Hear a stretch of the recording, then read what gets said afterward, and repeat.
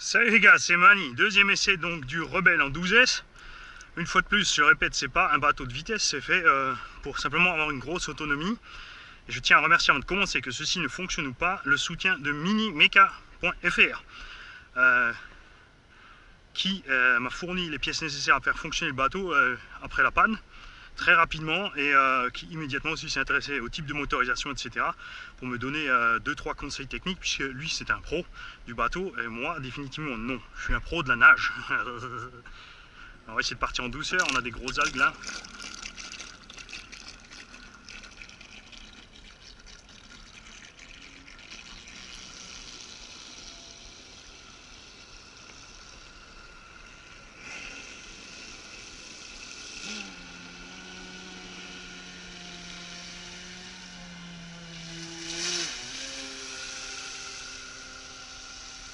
Voilà, 20-30% des gaz, pépère. Il a mis du temps à décrocher, vous avez vu. Et une fois qu'il sort de l'eau, c'est super.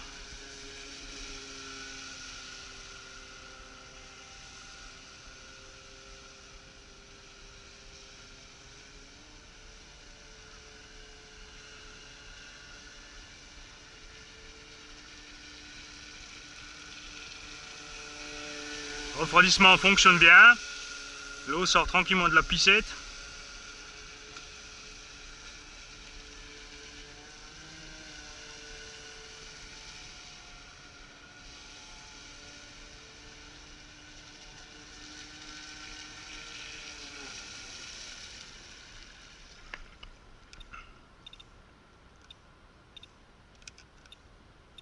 On a trimé un tout petit peu la direction. Parce que évidemment en bateau on ne peut pas le faire en statique, ça sert à rien de mettre le gouvernail droit, l'effet de couple. On a ici l'hélice d'origine. Elle n'a pas l'air de poser le moindre problème au moteur. On va quand même voir point de vue des efforts exercés par la suite. Je cherche l'autonomie. On descendra sûrement l'hélice pour faciliter la vie au moteur.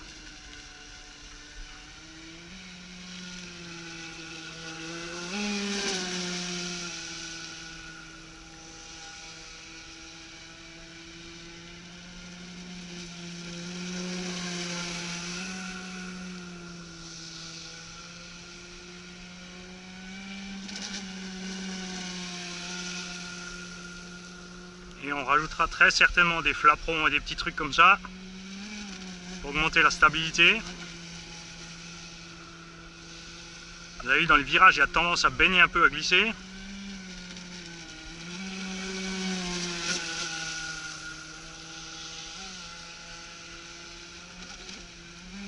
Là, on est sur la vitesse du thermique d'origine.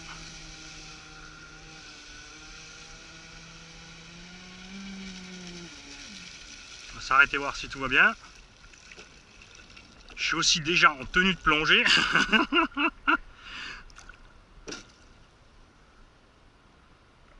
Voilà, une douceur. Alors j'ai laissé pour l'instant les écoutilles ouvertes, là où normalement le thermique prend l'air pour le moteur. C'est pas grave s'il y a un peu d'eau dedans vu que tout est étanche. Le variateur est tiède, les câbles sont... on n'en parle pas.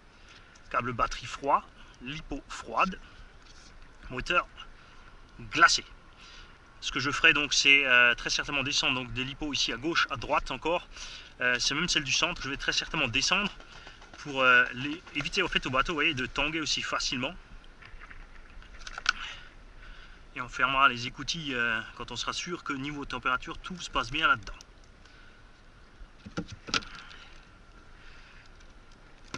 Alors, à quand une télécommande waterproof avec un petit flotteur?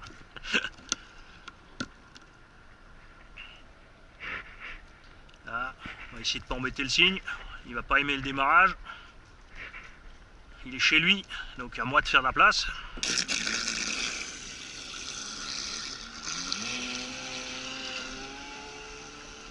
On a un pêcheur sur la gauche aussi, à qui on a demandé si ça ne dérangeait pas.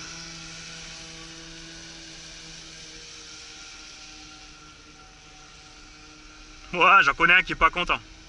Il doit y avoir des petits dans le coin.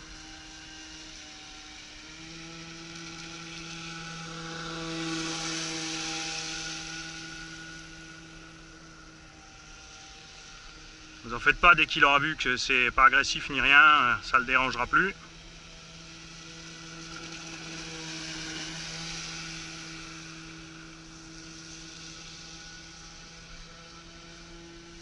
Ou alors il va aller me le dézinguer, un coup de bec dans la fibre, je vous promets qu'il y a un trou dans la fibre. C'est pour ça que je préfère les coques en ABS. On va passer un peu à l'allemand, hein? On n'est pas tout seul. Donc, hallo Jungs, hier ist der Marc von der RC Garage. Das Boot geht jetzt schon 5 Minuten so rum, easy. 20-30% vom Gas, 12S, Stockpropeller, 56, 92, 530 kV Motor von Leopard. Hobbywing Sea King, 12S, 130 Ampere. Sollte reichen. Ich will ja nicht mit dem Ding Vollgas gehen. Diese Geschwindigkeit hier reicht mir. So habe ich Spaß damit. Es gibt da natürlich noch ein paar Sachen zu feintüfteln. Das Ding hat natürlich keine Trims und keine Flaps dran.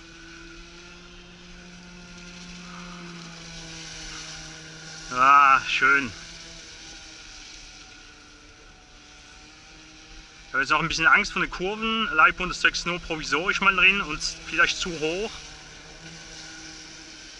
Gerade in den Wellen. Ah, dort ist eine gefährliche Stelle, habt ihr gesehen?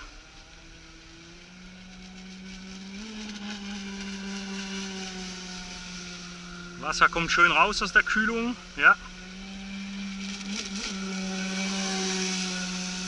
Also das Boot hebt ein bisschen zu schnell ab. Ich brauche auch unbedingt mal Flaps dran.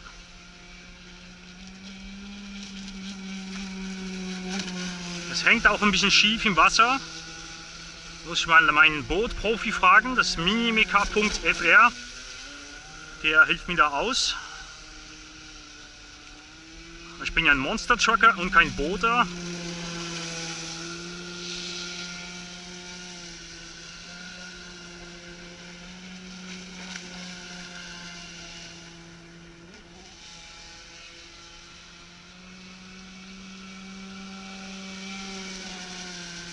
Hi guys, here's Mark from the SCG68 in France, and today the video is in French, English and German, or first German then English. So this is a 12S setup, 2 Fluoron 6S 5000 mAh battery, cheap battery but enough because I do this boat not for go fast. So I don't have many amps draw here, about 80 to 100 amps. I have a stock Rebel Pro boat, not Pro boat, it's an Aquacraft Rebel fuel engine. I put the fuel engine out and put a Leopard 65 92 mm motor with 500 kV. Motor hold on to 60S, but in 12S it's way enough. I'm here 30-40% from the full throttle.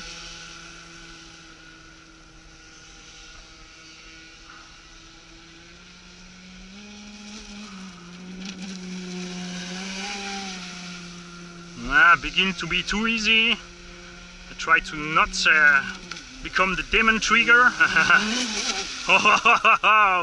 Okay guys, I need something so that boats don't go away when I look at this. That was half throttle. That's crazy. I absolutely need some flaps and trims. And I have a professional guy who helped me for this out, minimeka.fr in France here. He made boats a long time ago, 12S, 60S, enduro brushless boat, fuel boat. And he surely will tell me what I have to do, or if I have to mix the rudder with the gas.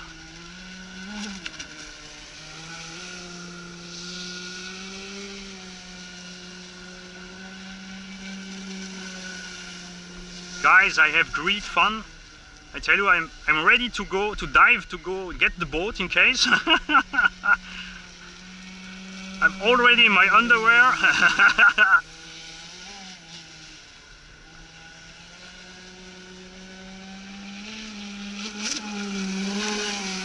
Ah, je m'éclate. Bah ouais, je commence à m'emporter mi-gaz. Mais pas plus, vous avez vu, le bateau prend énormément de roulis ou de tangage, je sais pas comment on dit, un bateau. Quand je mets un coup sur le gaz, puisqu'il a ni flaperon ni trim. ou Turnfine, je crois que ça s'appelle les Turnfine en bateau, je vais me faire taper sur les doigts.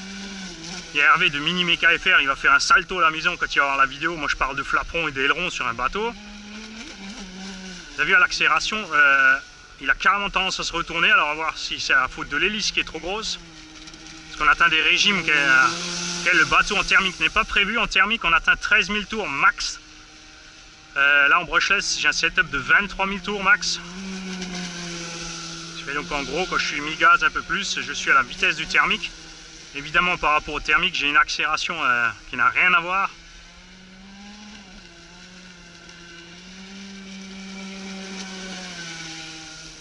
Alors on va faire un petit tour au stand, façon de parler, pour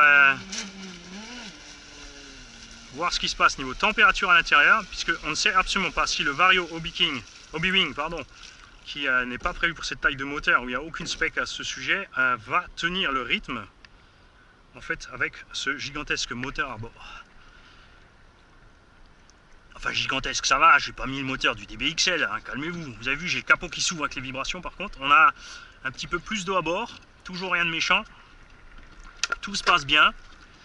La question est si c'est l'eau qui rentre ici par les écoutilles ou pas. Donc on fera le prochain test avec les écoutilles fermées. Les lipos sont tièdes. Je me marre. Le Vario est tiède. Le moteur encore plus tiède. Regardez ce qui se passe. On a l'eau qui rentre par le tube en fait. Ça c'est pas très grave puisqu'en accélérant ça n'est pas le cas.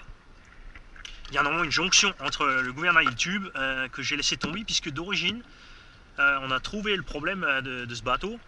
C'est que ce bateau d'origine avait le tube en fait qui n'est pas collé comme il faut en face de la sortie gouvernail.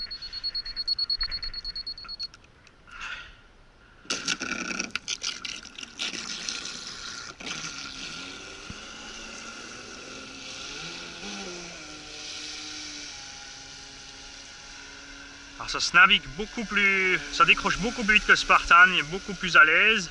Sauf comme dit l'avantage du Spartan, donc il y a les trims et tout ça.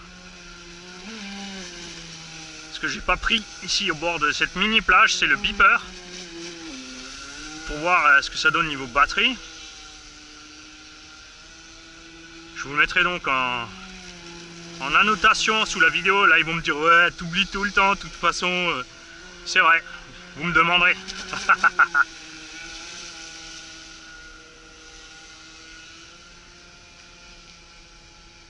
C'est bien quand on est vieux, parce que là on le voit, tu vois. Les petits Desperado à cette distance, je sais plus s'il en avant ou en arrière le truc. Cut-off, vous avez vu, c'est assez brutal. On verra, vous avez tout le temps de navigation sur la vidéo. J'ai mis le cut-off vachement haut ici à 3,7. Parce qu'en bateau, on rigole pas avec la température des batteries. Donc, on va remonter au bord. Et on va checker le voltage des lipos et je vous en dirai plus à ce moment-là. Salut les gars, Jungs, hier, das war der Cut-Off, ihr habt das ganze Video. Ich bin ziemlich hoch, ich bin auf 3,7 Volt mal zum Probieren. Mal sehen, was es gibt. Und war ja kein einziges Mal Vollgas und nix. Also mal sehen, wie das da drin hier aussieht mit dem Volt. Und es kommt ganz sicher ein kleiner Propeller dran, ist klar zu groß, jetzt halb Gas und die Lipos sind doch nach 10 Minuten ungefähr, glaube ich, schon ausgestiegen. Also aufpassen mit dem Verbrauch. So guys, this was about 10 minutes, half gas. It's clearly the propeller who is too big for using this. I surely want to put a smaller propeller in the boat. So I can hit more the gas and have less from this effect. You see, when I hit the gas, the boat goes to side, and this is something I have to stop. See you later, guys. Bye. Allez les gars, je vous fais un petit bout pour vous montrer quand même. On a un Vario qui est stable à 36 degrés, au point le plus chaud, hein, 40, allez hop. On a un moteur à 30 degrés, arbre d'hélice à 21, aucun souci. La lime du bec externe est stable à 25 aussi. Ça c'est un truc qu'il faut faire gaffe. Lipo à 20 aussi pour la réception. Bon, même si on tire pas trop de jus, il faut se méfier avec ces petits becs externes quand même. Forcément, comme ils transforment du courant, ils chauffent. Et là, je vais donc vous montrer les batteries que j'avais à bord de Fluréon. Je crois que ça va secouer. C'est encore là. J'espère que j'ai pas trop les bourses qui pendouillent trop, que tu les as pas vues. On a 3,71 à 3,72 sur les Fluréon, donc parfaitement équilibré. Et la deuxième, 3,69, 3,70. On a donc les deux batteries qui ont gardé exactement le même voltage sur toutes les cellules. Des batteries à 90 € la paire, à ne pas utiliser sur des engins qui tirent beaucoup de jus, je vous le rappelle. Faut faire très attention à ça. Elles sont à l'aise quand on ne demande pas trop d'efforts. Si vous commencez à tirer dessus, elles vont avoir du mal. Je vais rééquiper le bateau, je vais continuer à naviguer. Je vais mettre mon petit GPS à bord. Je vais faire gaffe parce que lui n'est pas étanche. Et je vais peut-être arrêter de filmer le temps de mettre les batteries parce que j'ai plus beaucoup d'autonomie sur la caméra. Allez, on espère qu'on aura assez de jus pour filmer tout le run. Et pas la panne et pas la baignade.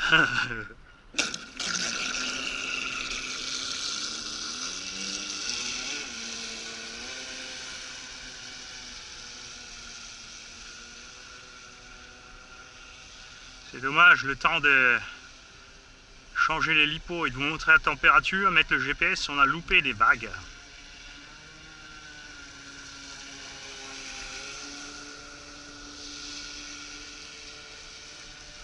Alors j'ai bouché les entrées d'air du moteur thermique, juste voir si on aura moins d'eau. Il y a toujours de l'eau qui passe par l'entrée de cabine, hein.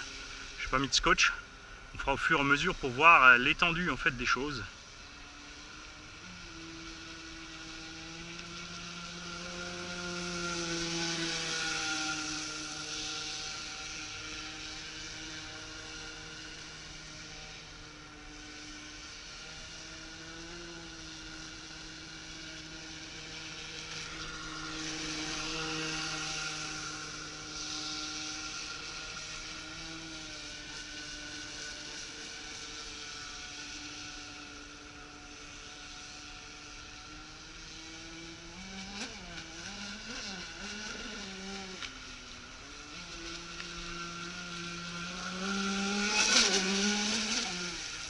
Impossible de dépasser mi-gaz, on va se renverser.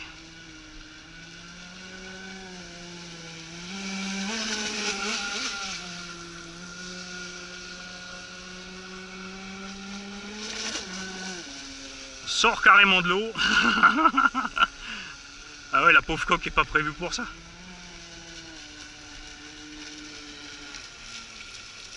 On va voir si le GPS a réussi à enregistrer quelque chose.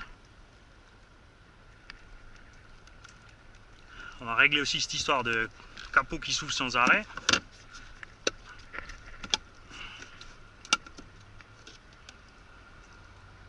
« 52 ». On va pas aller au-delà, hein. On va pas faire d'expérience.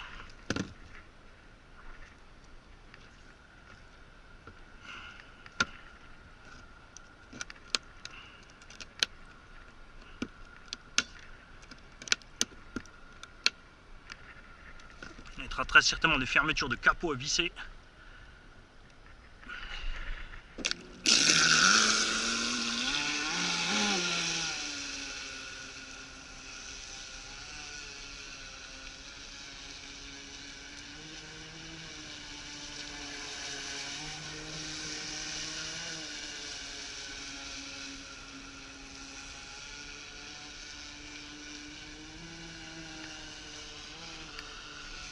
Ration pêcheur.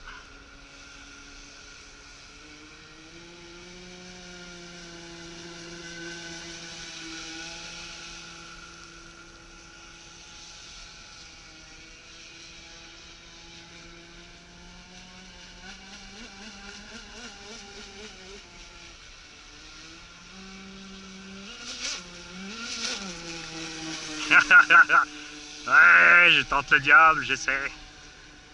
Gaz!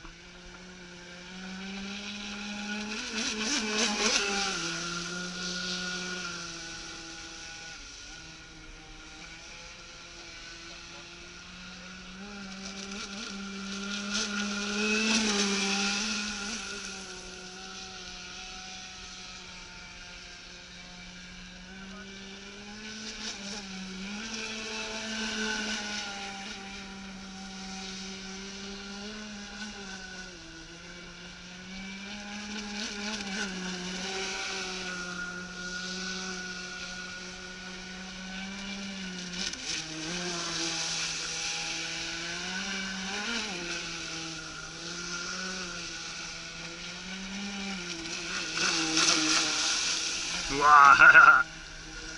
Ça, c'est du virage sur la tronche.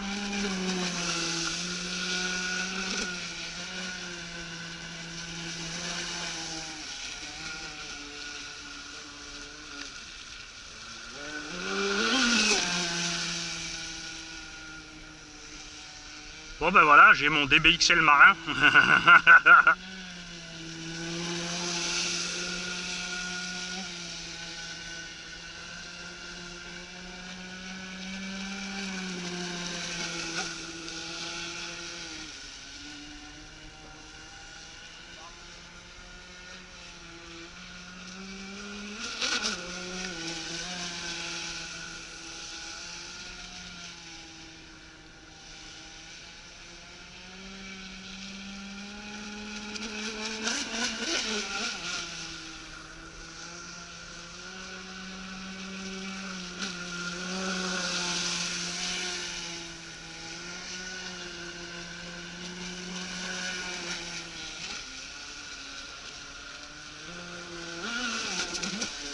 Yeah.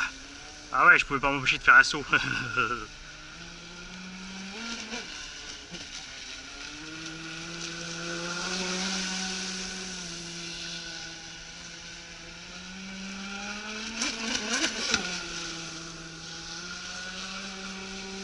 Alors c'est sûr que ce machin-là, sans trim et sans aileron, flaperon, ou ce que vous voulez, est impossible à naviguer dans une mer.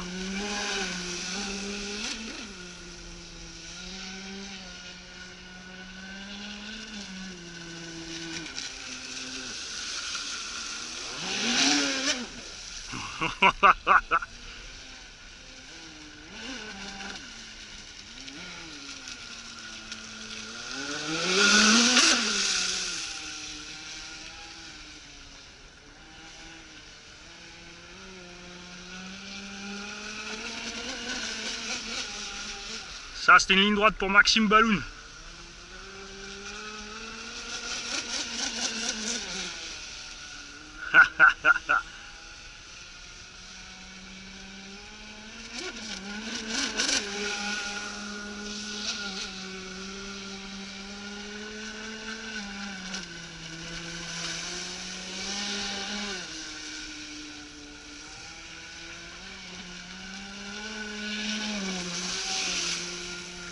Vous imaginez comme ça serait chiant thermique là. Bah, bah.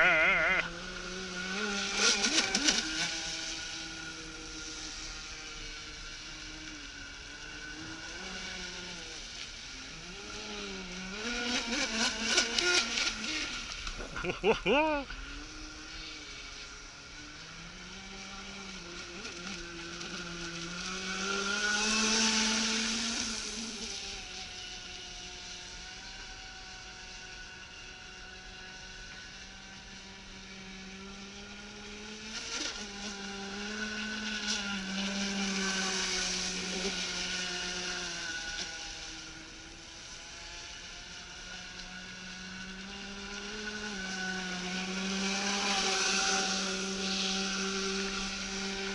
Alors j'ai oublié le pseudo de quelqu'un qui me suit depuis longtemps, qui a un Axial Yeti rouge sur son image de pseudo. Parce que lui, ça fait 2 ans qu'il attend que ce bateau il me navigue. Et j'aurais pu me souvenir du nom.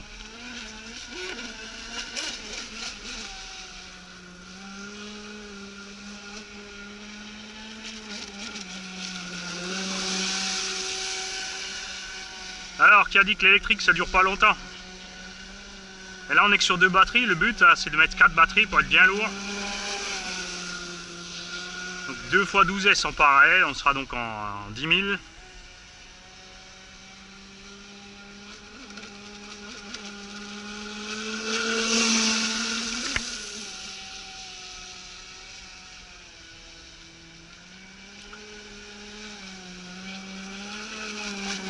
Contrairement à une voiture, faut pas oublier qu'on est quand même à un régime constant là. Hein.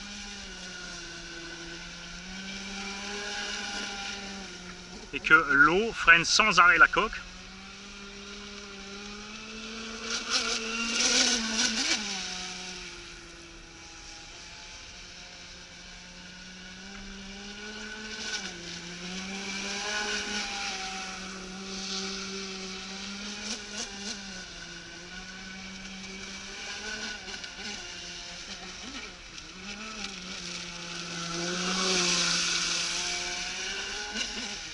Je sais pas si vous avez vu à la caméra, je viens de décapiter une algue. Allez, on va jeter un œil dedans.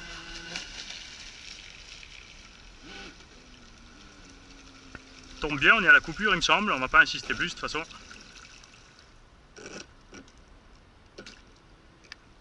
Voilà. Il y a une douceur. Alors, bougez pas les mecs, je vais poser la radio. Ça y est, elle râle parce que... Surtout pas couper la radio avant d'avoir mis ce machin hors de l'eau. Voilà. Là, les mecs qui font du bateau, ils vont hurler. L'autre il est fou, il lui pose un roseau, il a pas de verre. Température. Alors, moi je parle tout seul comme un couillon, ça se trouve la caméra a coupé. Alors batterie, on arrive quand même à 50-55 degrés, donc attention les lipos. Variateur stable 50-60, tranquille aussi. Le moteur, quarantaine de degrés. On va peut-être augmenter un peu le refroidissement sur le vario. Peut-être passer un refroidissement double. On a nettement moins d'eau à l'intérieur.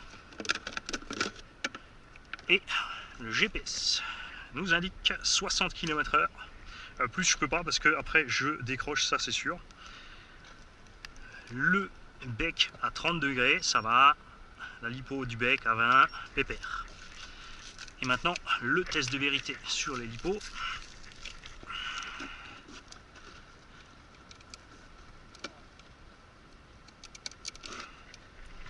Alors, on est entre 3,50, la plus basse un tout petit peu en dessous, entre 3,40 à 3,50. Donc là, vous voyez, quand les lipos s'effondrent, le déséquilibre commence un petit peu. Après, c'est ridicule hein, comme déséquilibre. Et l'autre à 3,56, 3,54. Donc c'est toujours, il y a toujours une des deux forcément du couple qui souffre plus que l'autre. Si on les laisse reposer, on check ça dans 2-3 minutes, vous verrez, elles seront à nouveau toutes tranquilles à 3,60. Donc là, on est vraiment bien. Juste faire gaffe à la coupure, là j'ai failli la louper en fait, parce que j'ai eu mon petit saut, mon petit splash au moment de la coupure et j'ai repris les grades. Voilà, j'espère que ça vous a plu, je vous dis à bientôt les becs, salut.